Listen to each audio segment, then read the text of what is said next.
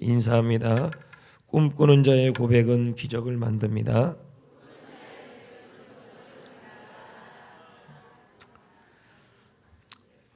특세에 수고하신 모든 분들에게 감사합니다. 촬영과 응원과 안내와 식사와 간식과 방송과 행정과 또 각종 여러 봉사, 또 이 자리에 참석하신 모든 분들, 또 우리 선생님들과 부모님들과 다음 세대 학생들 모두 또 감사하고 또 하나님께 영광을 돌리겠습니다. 이제 3일 남았습니다. 이제 이틀 남았습니다. 마지막까지 개근합시다.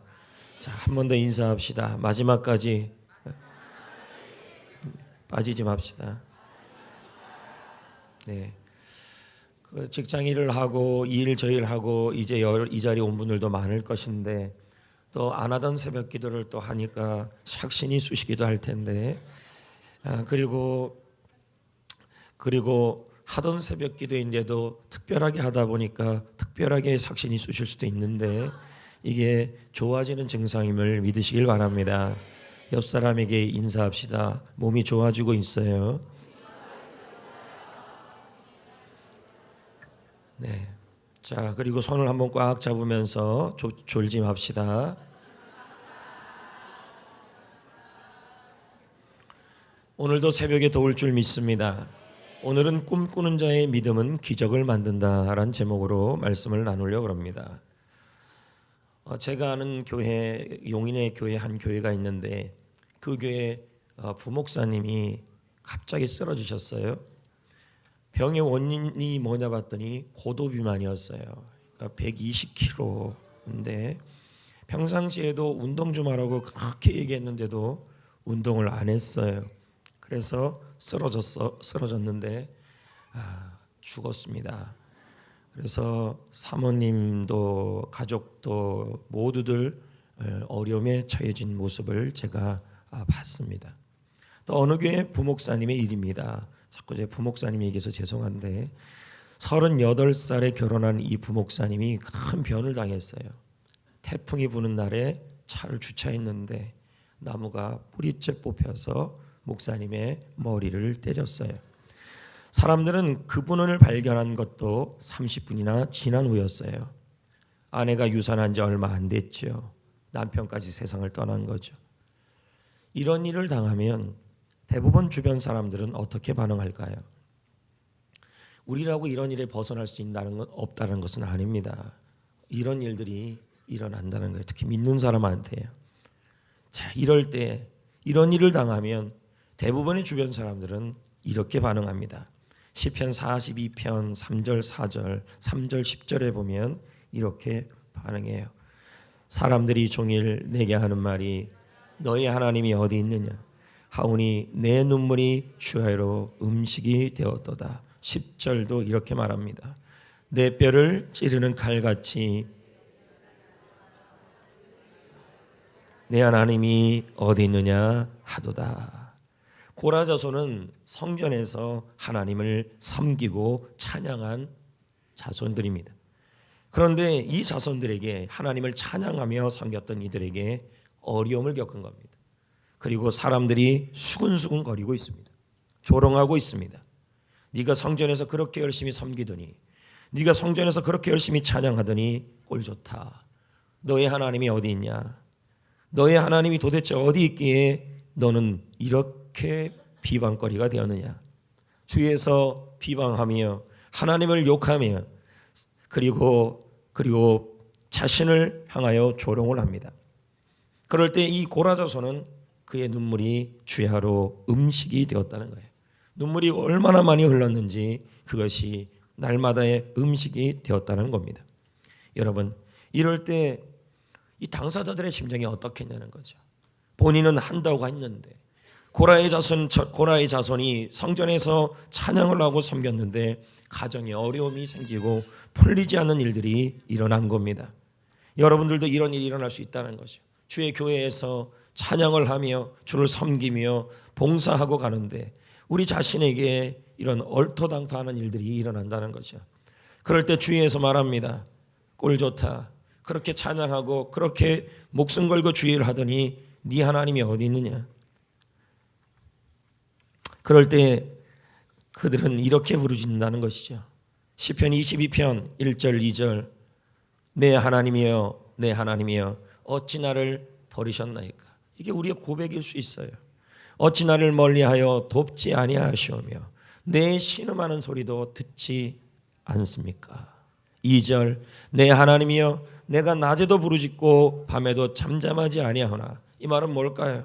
그렇게 울부짖고 기도했는데도 하나님은 응답하지 아니하셨고 주위에서 나를 향하여 너희 하나님은 어디 있냐라는 말을 듣게 된다는 것이죠.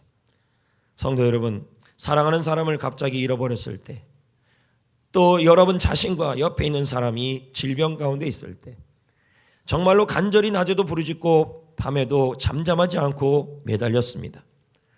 여러분들은 그렇게 부르짖었습니다. 그리고 우리의 삶 속에 우리의 가정 속에 일어나는 일들을 하나님께 울부짖고 기도했는데 하나님은 기도가 응답이 없는 것입니다. 주변 상황이 내가 원하는 방향으로 흘러가지 않고 있는 것입니다. 그럴 때 우리는 이 시편 기자의 말씀처럼 하나님에 대하여 원망하며 하나님에 대하여 흔들거립니다. 내 하나님이여 어디 있느냐? 하박국도 같은 얘기를 하는 것입니다. 하박국 1장 2절 3절에 보면 여호와여 내가 부르짖어도 주께서 듣지 아니하셨다. 어느 때까지리까? 도대체 내가 언제까지 이런 환난 속에 있어야 합니까? 내가 하박국 선지자로서 살아가는데도 나는 왜 이 모양입니까? 내가 강포로 말미암아 외쳐도 주께서 구원하지 아니하셨다. 주위에서 나를 향하여 수많은 어려움을 했는데 내가 그래서 그것 좀 고쳐달라고 하나님께 외쳤는데도 하나님은 구원하지 않았다. 3절 어찌하여 내게 죄악을 보게 하시며 폐역을 눈으로 보게 하십니까? 겁탈과 강포가 내 앞에 있고 변론과 분쟁이 일어났나이다. 내 앞에 수많은 나쁜 일들이 일어남에도 불구하고 하나님은 그걸 해결하지 않았다는 거죠. 이때 우리는 믿음이 근본부터 흔들거리는 것입니다. 대부분 성도들을 바라보면 이때 하나님을 향하여 마음이 상하고 저는 이런 성도들 많이 봤어요. 지금은 없어요. 이런 성도 우리 교회요. 근데 이런 성도들의 특징이 뭐냐면 교회에서 한다고 했다는 얘기죠. 봉사하고 섬기고 찬양하고 했는데 왜 내 사업장은, 왜 내 직장생활은, 왜 내 자식들은 이렇게 안 풀리냐 이렇게 나온다는 거죠. 근데 신앙생활 하다 보면 이런 현상들이 나타날 수가 있다는 거죠. 믿음이 근본부터 흔들려서 그렇게 잘 나오던 예배도 안 나오면서 얼굴은 이렇게 울그락불그락 하면서 하나님 당신이 계시면 어디 있습니까? 이렇게 나온다는 거죠. 정말 하나님은 계시는 걸까? 정말 기도가 필요한 걸까? 얼마나 신앙생활을 열심히 해야 내가 좋아지는 걸까? 지금까지 나는 열심히 한다고 했는데 돌아온다는 것은 고작 이런 것들밖에 없는가? 이게 여러분의 고백일 수가 있다는 거죠. 믿음이 근본부터 흔들릴 수 있어요. 이때 우리는 요셉에 대하여 귀를 기울여야 합니다. 요셉은 17살 때부터 성경은 등장합니다. 그는 30세에 국무총리가 됩니다. 그 사이 13년 동안 일일이 언급할 수 없는 가시밭길을 걸어옵니다. 증오와 종살이와 오해와 감옥과 배신자라는 단어가 그를 잡고 놓지 않습니다. 그의 삶 속에 도대체 하나님 나는 도대체 언제까지 하나님께 부르짖고 언제까지 하나님께 나아가야 합니까? 내가 한 것은 하나님의 꿈을 꾼 것밖에 없는데요. 그런데 나는 왜 이렇게 살아가야 합니까? 형들에게 버림을 당하고 증오를 받고 그리고 보디발의 아내를 통해서 오해를 받고 감옥에 들어가고 배신자가 되고 잊혀지고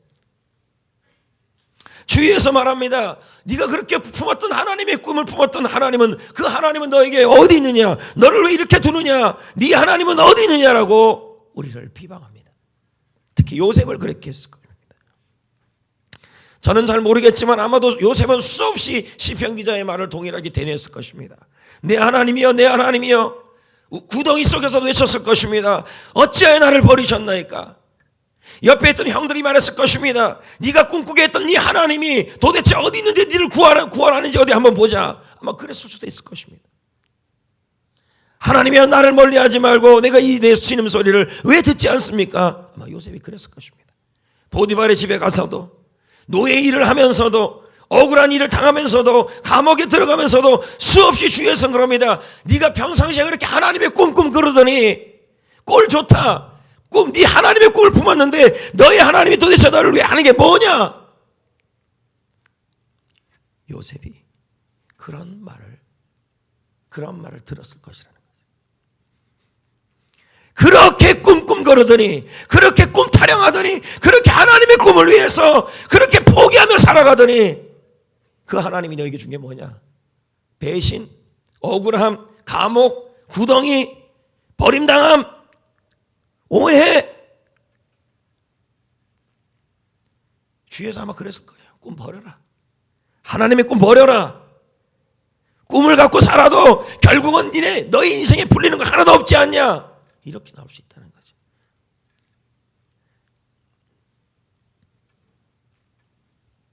하나님이 계신다면 어떻게 나에게 이런 일이 일어날 수 있냐? 하나님이 진정 모든 상황을 아신다면 하나님의 꿈을 품고 살아가는 나에게 어찌 이런 일을 보고만 있습니까? 라는 말이 나올 수 있다니까요. 아마 요셉은 수없이 이런 질문을 던졌을 거예요. 그럼 여러분도 한번 보자는 거죠. 이 자리에 있는 분들도 하나님의 꿈을 품고 살아가는 분들이 많을 텐데 이런 일이 없다는 보장이 어디 있냐는 거죠. 있잖아요. 하나님의 꿈을 위해 몸부림치고 사는데 왜 남편은 사업 문제가 해결이 안 돼요? 왜 아이들은 저렇게 힘들어져요? 왜 학교 문제가 해결이 안 돼요? 그러면서 우리 기별은 나는 도대체 언제까지 기도해야 되느냐? 주위에서 말합니다. 그렇게 꿈 타령하더니 네 하나님이 너를 도와주는 게 뭐가 있냐? 네가 밤낮 그렇게 울부짖고 새벽마다 기도하더니 너를 위해서 하나님이 응답하는 게 도대체 뭐가 있냐?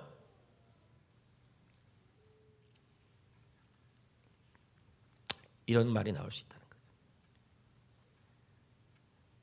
제가 우리 성도님들을 봐도 그렇습니다. 꿈을 위해서 살아가는데도 왜 이렇게 많이 고난을 당하는지, 사고가 그렇게 일어나기도 하고 별의별 일들이 다 일어나죠. 그럼 그분들은 속으로 이렇게 옵니다. 믿음이 근본부터 흔들릴 수 있습니다. 도대체 어느 때까지니까 이렇게 나와요. 믿음이 흔들린다니까요. 그리고 마음이 자꾸 낙심이 생겨요. 근데 요셉이 그랬다는 거예요. 지금 그런 상황이었다는 거죠. 아마 주위에서 말할 겁니다. 그놈의 꿈타령 그만해라. 하나님을 믿었더니 하나님이 밥을 줬냐 떡을 줬냐, 너 지금 너의 삶은 이 모양 이 꼴이 아니냐, 이렇게 지금 나가는 것이죠. 그때 요셉이 어떻게 할까요? 수많은 유혹의 장소, 수많은 시험의 장소, 수많은 고난의 장소에서 요셉은 주위에게 들었을 겁니다. 네가 섬겼던 하나님이 너를 도와준다고 하는데 뭐 어디서 도와주고 있냐, 이런 말을 들었을 수 있을 것입니다. 형들에게도요. 근데 여러분, 요셉은 믿음이 흔들리지가 않아요. 다시요, 여러분. 흔들리지 않는 믿음이 기적을 만들어요.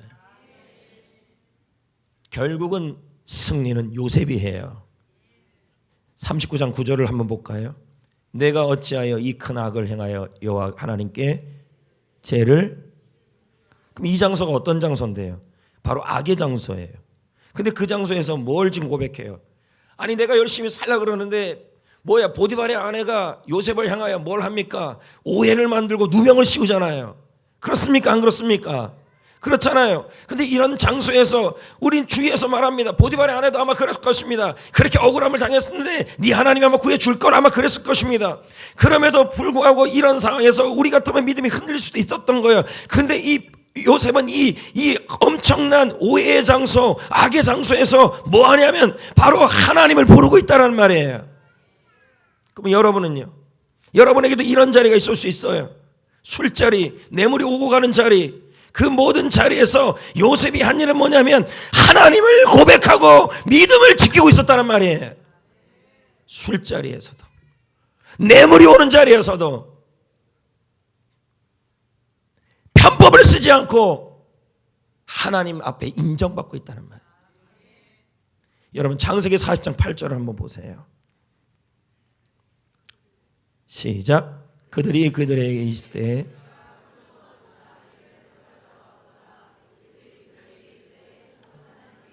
자, 지금 이 장소가 어디예요? 이 40장의 장소가요, 감옥이에요. 맞잖아요. 그러면 요셉은 어떤 상태예요? 억울하게 누명을 쓴 자리예요. 주위에서 요셉을 향해서 물론 하나님이 함께 하심이 보였겠지만 아마도 주위에서 이렇게 말했을 거예요. 그렇게 꼴 좋다. 열심히 살다고 가더니 억울하게 누명만 쓰고 감옥에 가네, 이런 말을 들었을 때 있을 수도 있어요. 밤낮 부르짖었는데도 자신의 처지는 점점 내려가고 있는 그 순간이에요. 그런데도 뭐라고 고백하고 있습니까? 요셉이 그들에게 이르되 해석은 하나님께 있나이다. 뭔 얘기를 하는 거예요? 그 억울한 자리에서도, 누명을 쓰는 자리에서도 나의 하나님을 외치고 있었다는 말이에요. 계속 말씀을 볼까요? 해석이요. 창세기 43, 8절, 아까 말한 감옥이 있습니다. 맞지 않습니까? 아무 잘못도 없었잖아요. 억울하게 누명을 쓰고 있었잖아요. 기약 없는 감옥 아닙니까? 캄캄한 감옥 아닙니까? 상황이 점점 나빠지고 있지 않습니까? 그런데도 이 고난 가운데 어떻게 하고 있습니까? 이 수렁 가운데 요셉은 그 현장에서 하나님을 선포하고 있었던 거예요. 우리는 형통아 앞에서는 하나님 이야기하기는 쉬워요.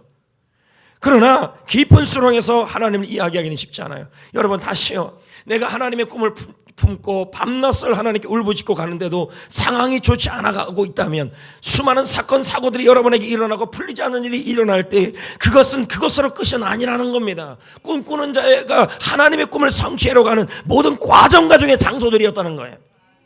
내려가는 게 아니었다는 거예요. 올라가기 위한 준비였다는 거예요. 그 장소에서도 하나님이 어디 있냐고 말하는 그 억울한 장소에서도 요셉은 하나님이 하신다, 하나님이 해석하신다, 하나님이 함께 하신다라는 선포를 하고 있는 거예요. 이게 흔들림이 없는 믿음이에요. 계속 한번 볼래요? 창세기 41장 16절에 보세요. 지금 누구 앞에 서 있냐면 바로 앞에 서 있어요. 맞지 않아요? 자, 요셉이 바로에게 대답하여 이르되 내가 아니라. 자, 바로 앞에서 하나님을 고백하고 있어요. 25절도 한번 볼까요? 요셉이 바로에게 아뢰되 바로의 꿈이 하나라. 또 누구 얘기를 하고 있어요? 누구 앞에서요? 여러분, 바로 왕은 어떤 왕인데요? 자신이 신이라고 믿는 왕이에요. 온 백성에게 숭배를 강요하는 왕이에요.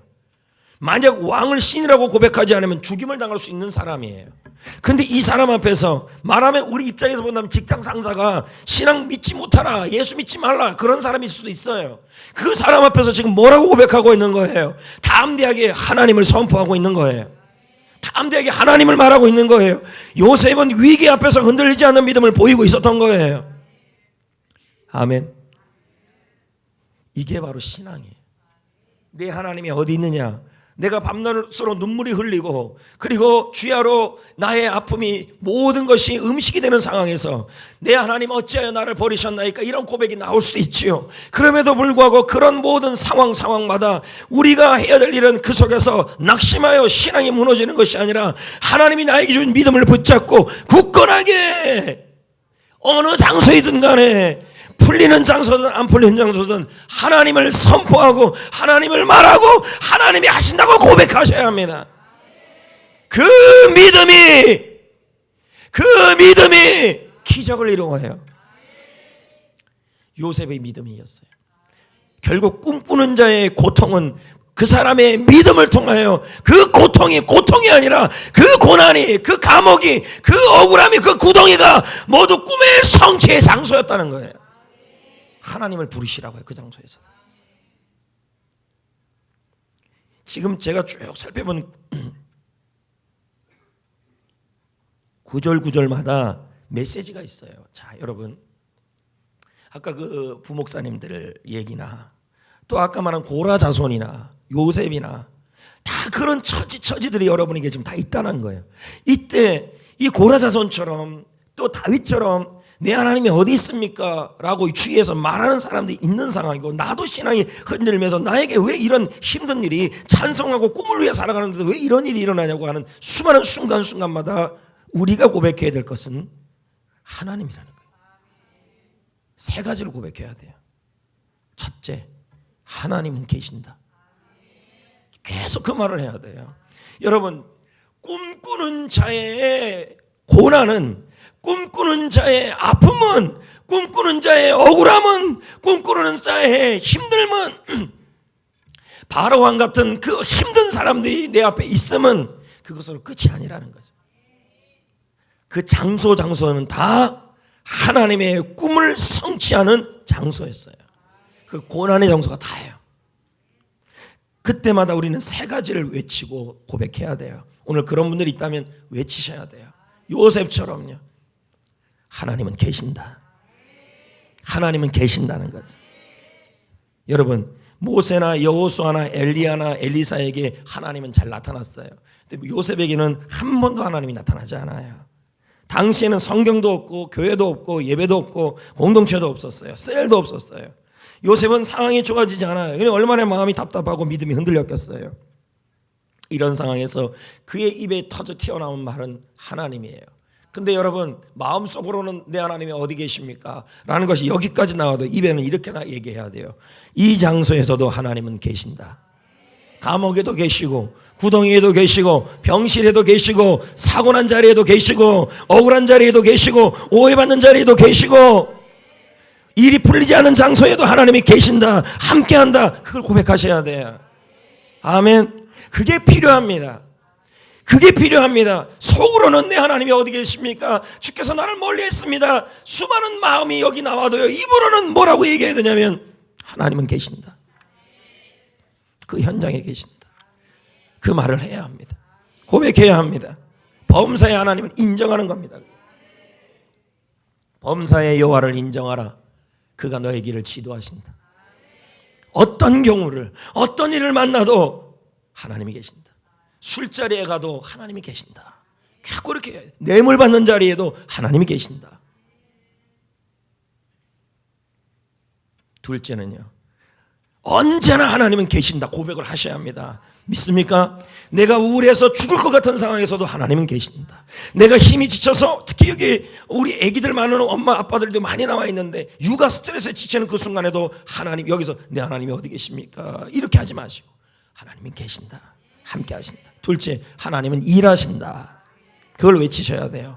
하나님은 계신다. 하나님은 일하신다. 어디에서요? 구덩이에서. 어디에서요?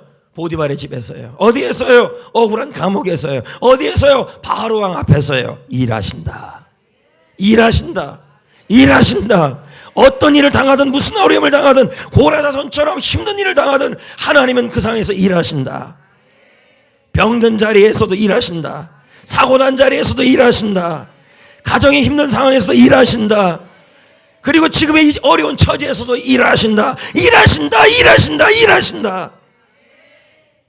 요셉이 그렇게 말했어요. 창세기 41장 25절 읽어볼까요? 요셉이 하나님이 그가 뭐라고 얘기하는 거예요? 하나님이 일하신다. 32절 바로께서 꿈을 두 번 겹쳐 꾸신 것은 하나님이 이 일을 하나님이 일하신다. 바로 왕 앞에서 일하신다. 할렐루야. 여러분이 사고난 자리에서 일하신다. 병상에서 일하신다. 아픈 몸으로도 일하신다. 하나님이 일하고 계신다. 힘든 자리에서도 일하신다. 안 돼 사람이 내 옆에서 조롱하는 자리에서도 일하신다. 일하신다. 일하신다. 일하신다. 왜 나만 겪는 고난이냐고 원망하지 마세요. 고난의 뒤편에서 주님이 일하고 계시잖아요. 일하고 계시잖아요. 일하고 계시잖아요. 고백하셔야 합니다. 억울한 누명을 받고 있습니까? 억울해서 잠을 자지 못합니까? 괴롭힘을 당했습니까? 배신을 당했습니까? 앞이 보이지 않은 상황입니까? 여전히 말해야 합니다. 내 하나님이 어디 있느냐? 나를 왜 버리십니까? 라고 말하면 안 됩니다. 믿음이 흔들리지 마세요. 하나님은 함께 하십니다. 일하십니다. 아멘.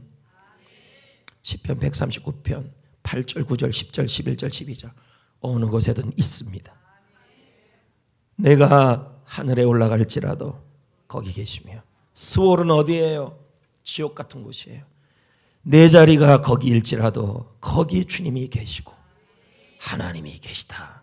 9절 내가 새벽 날개를 치며 바다 끝에 가서 거주할지라도 그 힘든 장소에 갈지라도 거기도 주의 손이 나를 인도하시고 하나님이 일하신다. 하나님이 붙드신다. 11절 내가 혹시 말하기를 흑암이 나를 덮고 나를 두른 빛은 밤이 되리라 할지라도 요셉처럼 구덩이에 빠지고 형들이 버리고 고라의 자손처럼 수없이 핍박을 받아서 내 하나님이 어디 있냐는 소리를 듣고 그리고 내 삶 속에 내가 견디기 힘든 상황 속에 홀로 있을 그 어두운 밤에도 12절 주께서 흑암을 숨기지 못하며 밤이 낮이 같게 비추나니 주께서 일하시는 거예요. 주에게는 흑암이 빛이 같음이니이다. 함께 하시고 일하신다. 우리는 하나님의 일하심을 고백해야 돼요. 언제요? 신앙적으로 하나님의 꿈을 붙들고 살아가는데 오해받고 배신당하고 쫓겨나고 그리고 힘들고 일이 안 풀릴 때 하나님 어느 때까지니까 도대체 언제까지입니까? 속으로만 말하고 속으로도 말도 하지 말든지요. 그리고 여러분이 해야 될 일은 하나님이 그래도 계신다. 그래도 하나님이 함께한다. 왜요? 가서 모든 민족으로 제자 삼아 아버지 아들과 성령의 이름으로 세례주고 분부한 모든 것을 지키는 자는 하나님이 세상 끝날까지 함께한다고 약속했기 때문에 함께 하신다 일하신다 함께 하신다 일하신다. 시편 40편 2절 나를 읽어주세요. 기가 막힌 웅덩이와 수렁에서 일하신다. 기가 막힌 웅덩이에서 일하신다. 끌어올리신다. 나의 발을 반석에 두사 일하신다. 내 걸음을 견고하게 하신다. 일하신다. 기가 막힐 웅덩이라는 말은 기가 찰 정도로 힘든 장소예요. 그 장소에서도 일하신다. 그 장소에서도 일하신다. 세 번째 고백해야 될 건 뭐예요? 이 모든 일을 통하여 구덩이에 빠지는 일, 오해받는 일, 그리고 감옥에 가는 일, 수많은 일을 통하여 하나님께서 영광을 받으신다. 하나님께서 역사하신다 이 말이에요. 세 가지로 고백을 하셔야 된다니까요. 할렐루야. 이 모든 일을 통하여 하나님은 어떻게 해요? 요셉을 결국 높여 놓으십니다. 그러니까 뭐라 해야 돼요? 어떤 장소에서도 우리는 뭐라 그래야 돼요? 하나님이 거기 계신다. 하나님이 일하신다. 하나님이 영광 받으실 것이다. 실제로 바로가 하나님을 영광 돌립니다. 창세기 41장 38절 읽어볼까요? 시작. 바로가 그의 신하들에게 이르되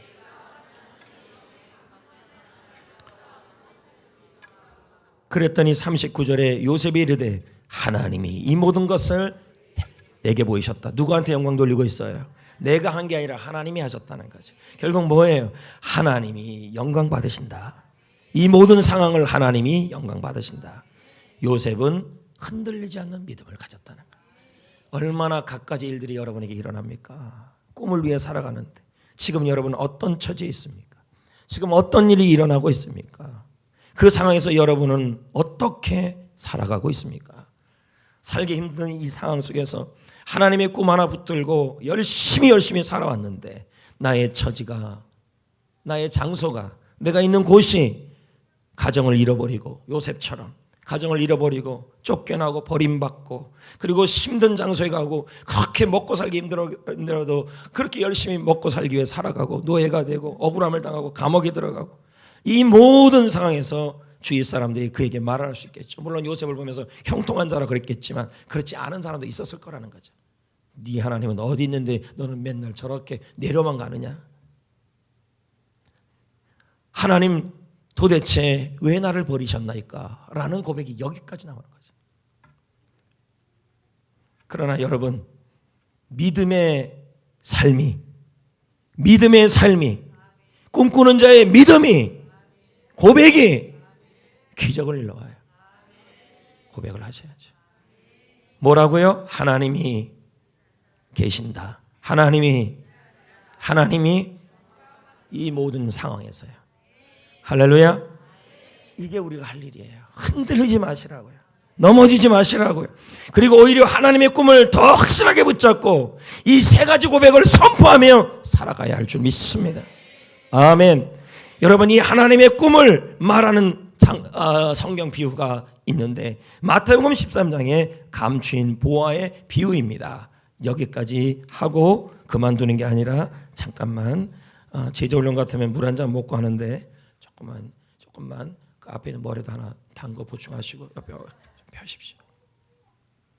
옆에 가만 보세요. 눈을 지그시 감으면서 묵상기도 하시는 분이 있나 없나. 여기까지 온 것도 대단한데 졸고 가시면 안 되잖아요. 그렇죠? 그리고 안마 좀 해주세요. 100분 좀 만져주십시오. 내 손은 약손이다 하는 마음으로.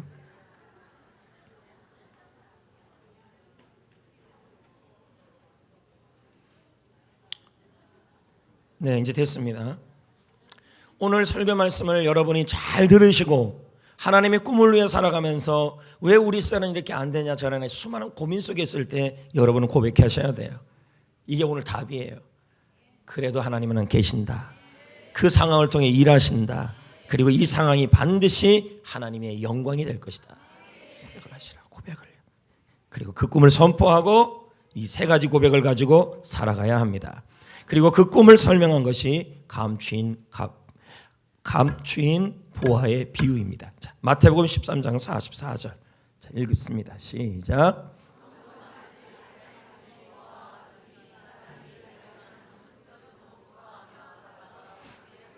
자, 이 비유는 예수님이 천국에 대한 비유를 한 겁니다. 하나님의 나라에 대한 비유이죠. 천국에 가서의 삶의 그 보화를 얻는 삶을 살아가는 것이 천국을 준비하는 모습임을 보여주고 있는데요. 한 농부가 밭을 빌려 농사를 지었어요. 그런데 그 밭에서 농사 짓다가 빌린 밭에 보화가 발견된 겁니다. 얼마나 감사할 일입니까?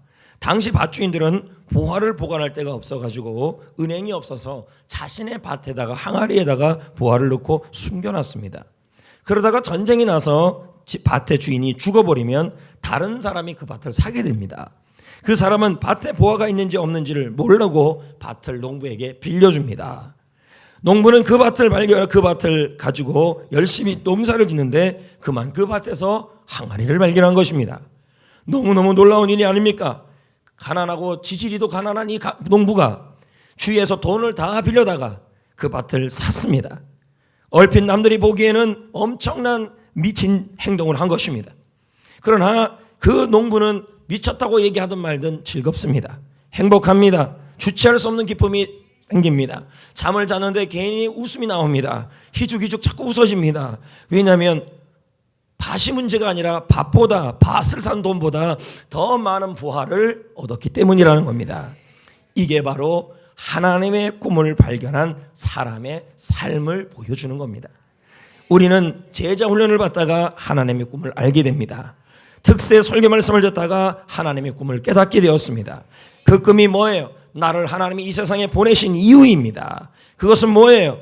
열린 모임에서, 겨자씨 모임에서 한 영혼을 내가 전도하여 그 영혼을 위해 관교 전도하고 열린 모임하고 만난 이후에 그 사람을 제자 훈련시켜서 제자가 되어서 그 사람을 변화시키는 삶을 살아가는 것이 바로 무엇이냐면 하나님의 비전입니다. 하나님의 꿈이에요. 그리고 이 비전대로 살면 천국에서 엄청난 보화가, 상급이 있다는 것을 알게 된 것입니다. 죽음 위에 천국에서 누리는 상급의 가치를 발견한 겁니다. 천국 가는 정도가 아니라 천국에서 누림을 발견했어요. 면류관을 발견했어요. 그래, 나는 죽으면 저 하늘나라에서 엄청난 면류관과 상급을 누릴 것이다. 보화를 발견한 거예요.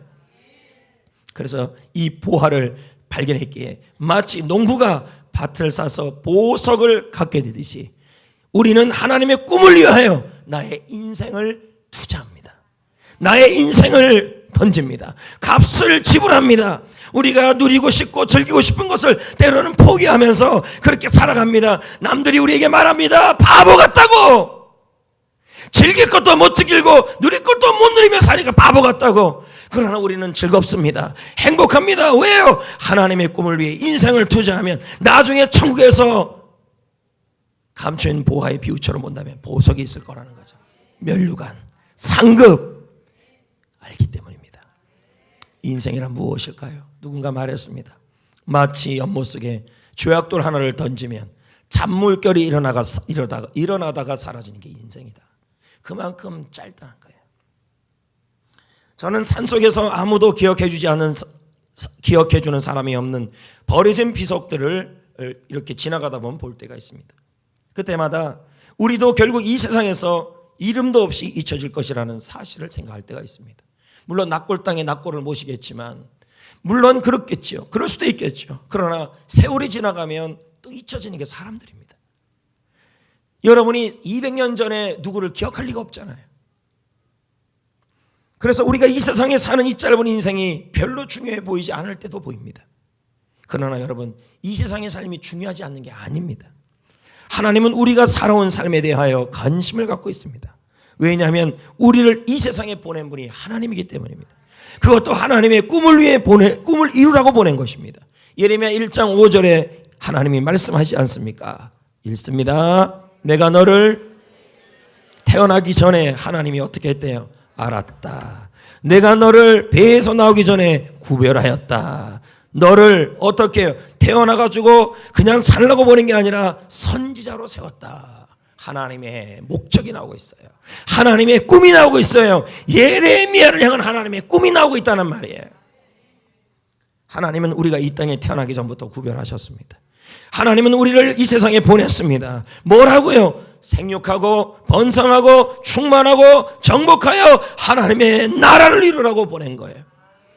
아멘. 영혼을 구원하고 세례주고 가르쳐 지켜야 하라고 이 세상에 여러분을 보낸 거예요. 그러다가 우리는 어려운 일을 당하고 힘든 일을 당하고 사고를 당하고 가정에 문제가 생겨서 요셉처럼 내 하나님이 어디 있습니까? 나를 어느 때까지 버리셨겠습니까? 라는 고백이 나올 때도 있을 거예요. 그럼에도 불구하고 우리는 그 순간에도 하나님은 계십니다. 하나님은 일하십니다. 하나님께서 영광 받으실 것입니다 라고 고백할 수 있는 이유가 뭔지 아십니까? 하나님의 꿈을 위해 살아가는 사람은 세상 끝날까지 함께한다는 약속이 있기 때문에 너희는 가서 모든 민족을 제자로 삼아 아버지 아들과 성령의 이름으로 세례를 베풀고 그 다음 뭐예요? 내가 너희에게 분부한 모든 것을 가르쳐 지키게 하라. 하나님의 꿈이에요. 그런 자에게, 그런 자들이 이렇게 살아가는 사람이 요셉처럼 감옥에 가고 형들에게 버림받고 그리고 억울한 일을 당하고 그리고 수많은 사람들이 기억하지 않는다 할지라도 내가 세상 끝날까지 함께하리라. 거기서 함께한다. 거기서 일하신다. 거기서 영광 받을 것이다. 그게 꿈꾸는 사람들에게 주신 약속이에요. 여러분 꿈으로 살아야 돼요. 꿈으로요.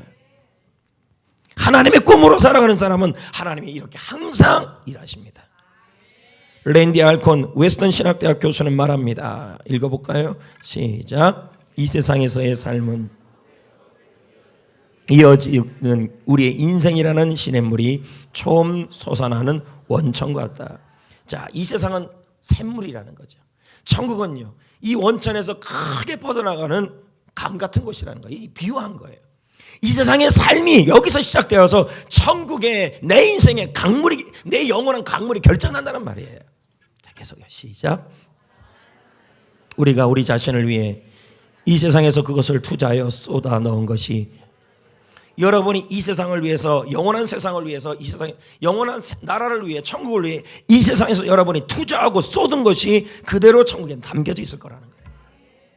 값진 보석을 위해, 천국에 있는 이 상급을 위해, 면류관을 위해, 그 면류관을 제자 훈련을 통해, 그리고 특세를 통해 내가 하나님의 꿈을 위해 살아가면 천국에 상급이 있다는 것을, 내가 그 보화를 발견했다는 거예요. 그래서 나의 전 생애를 그 꿈과 꿈을 위해 살다가 면류관을 위해서 투자한 사람의 삶이 남들이 보기에는 미친 것처럼 보이지만 비교가 안 된다는 거죠. 자, 우리가 시작. 우리가 매일매일 하는 사소한 선택들도 엄청나게 중요한 문제가 된다. 성경 읽는 거. 자, 이거 랜드 알콘의 말 그대로 옮겨놓은 거예요. 이게 다 뭐예요? 제자 훈련이에요. 성경 읽고 기도하고 교회 나가 예배드리고 복음 증언하고 셀 모임 참여하는, 하나님의 나라를 위해서 헌금 드리는 이 모든 일이 우리 자신을 위해 영원한 결과를 가져온다. 감추인 보화가 생긴다는 거죠. 아멘. 랜드 알콘의 비유를 계속해서 한번 봅시다. 이분은 이렇게 설명해요. 사진을 인화하기 위해서는, 요즘은 우리가 사진기가 옛날 같지 않지만 사진을 인화하기 위해서는 필름을 여러 가지 용액 속에서 순서대로 담기는 과정을 거친대요. 그래서 필름이 현상 용액 속에 있을 때는 사진의 형상이 변해요. 그리고 사진사가 그걸 수정할 수 있어요. 그런데 만약 이제 마지막으로 고착 용액 속에 넣으면 더 이상 변동할 수 없어요. 이 세상에 인생은 현상 용역 속에 담긴 사진이에요. 지금은 우리 인생을 우리가 수정할 수 있다는 얘기예요. 그러나 죽음 이후에는, 죽음은 우리 인생의 모습을 영원히 고착시키는 고착 용역이에요. 그러니까 죽는 순간부터는 더 이상 인생 수정할 수가 없어요. 지금이에요. 지금 앞에서 선포하는 이 목사님의 설교 말씀에 여러분들이 부담이 되거나 나 하기 싫은데 자꾸 이렇게 하면서 나 듣기 싫어, 이게 되면 안 돼요. 지금 영혼과 연관된 하나님의 꿈에 대한 얘기를 하잖아요.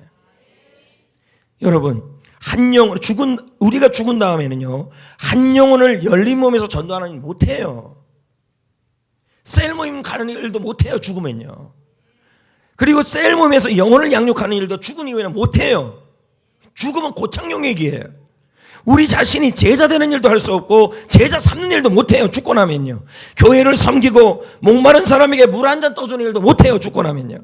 가난한 사람을 도와주는 구제하는 일도 못해요. 그러니까 천국에 가서 그때 더 많이 주님 주신 물질로 더 많이 가난한 사람을 도울 걸 후회한다니까요. 지금만이 도와놔야 그게 다 상급으로 바뀐다니까요. 그래서 성경이 이 세상에서 우리가 해야 될 가장 중심적인 일이 앞으로의 세상을 준비하는 것임을 분명히 말하고 있어요. 물질주의는요, 이 세상이 인생의 최종 목적지로 가는 통로가 아니라 그래요. 우리를 속여서 이 세상만이 최종 목적지라고 믿게 만들어요. 그래서 이 세상이 목적지니까 물질을 여기서 생명 걸고 물질을 벌려고 그래요. 여기가 목적지가 아니라니까요. 우리의 목적지는 마치 이 세상이 우리의 유일한 세상인 것처럼 바쁘게 살고 저축하고 소비하고 돈 벌고 경쟁하듯이 살아가요. 그러나 우리에게는 최종 목적지가 따로 있어요. 히브리서 11장 16절 읽어봅니다. 시작.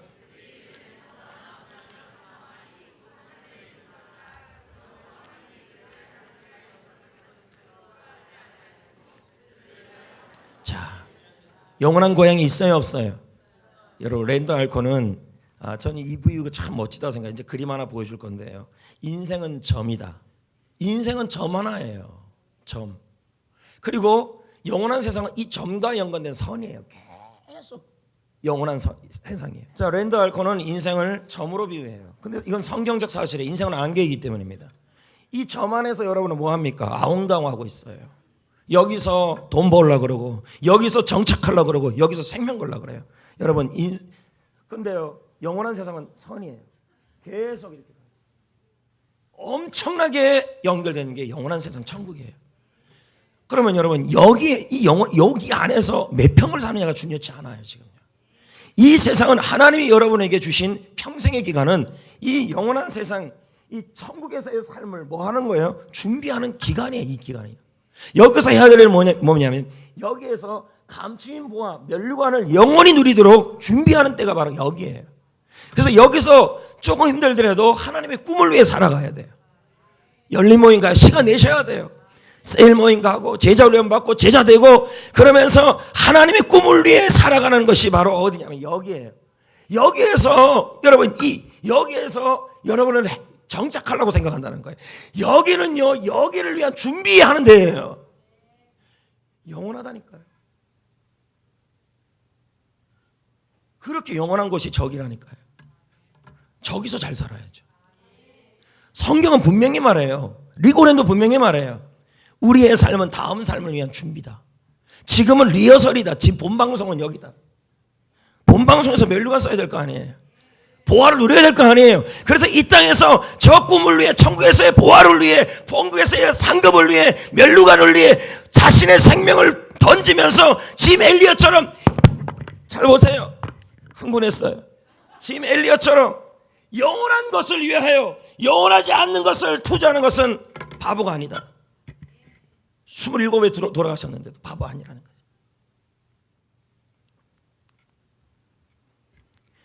그 짧은 인생 하나 때문에 거기에서 좋은 편하려고만 한다는 거예요. 편하려고. 셀모임 가는 것도 귀찮아요. 그게 내 인생의 목적이었어. 삶인데도. 제자 훈련 받는 것도 못하겠어요. 제자 되는 것도 힘들어요. 자꾸 이렇게 난다는 거죠. 하나님의 꿈은 한 영혼을 구원하여 제가 번식하는 거예요. 여기서 지금 우리는 무엇을 위해 살고 있습니까? 어디 갔어? 단지 점 자체를 위해서 삽니까? 아니면 영원한 직선을 위해 삽니까? 이 점 안에서 억울한 일을 당해요. 이 점 안에서 내 하나님이 어디 있냐 하는 일들을 당해요. 근데 하나님은 이 점보다 이거보다 훨씬 크신 분이에요. 광대하신 분이에요. 그 하나님이 함께 하신대요. 그 하나님이 계신대요. 그 하나님이 일하신대요. 꿈꾸는 사람을 위해 일하신대요. 영광 받으신대요. 영원한 직선을 위해 사십니까? 점을 위해 삽니까? 이 세상을 위해 삽니까? 천국을 위해 삽니까? 짧은 오늘을 위해 삽니까? 긴 내일을 위해 살 것입니까? 천국에서 상급을 위해서 이 땅의 삶에서 하나님이 주신 꿈은 항상 최고 우선이 되어야 합니다. 일상에서도 우선 하나님의 꿈. 이 꿈에 인생을 투자하셔야 돼요.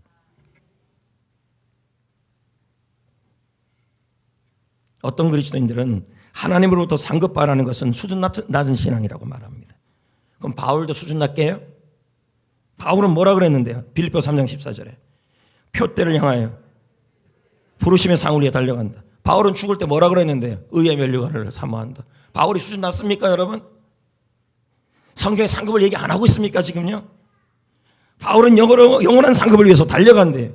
고린도서 9장 24절 너희도 상 받도록 이와 같이 다름질하라. 바울이 수준 낮습니까? 상급 얘기하면 제가 수준 낮은 목사입니까? 여러분의 영원한 삶을 위하여서 지금 강력하게 얘기하고 있는데 성경의 원리를 가지고 해요.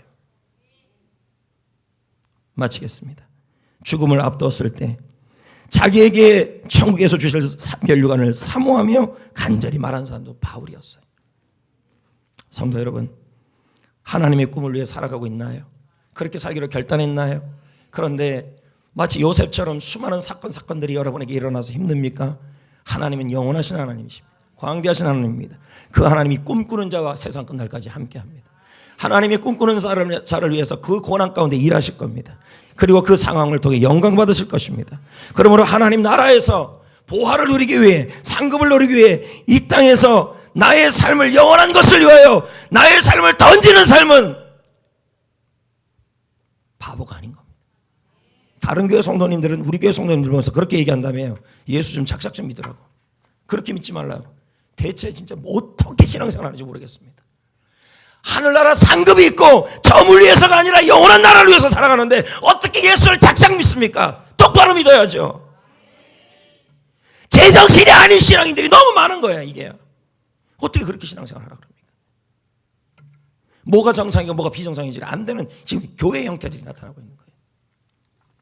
영원한 것을 위해 생명을 던집시다. 아멘. 찬송하겠습니다.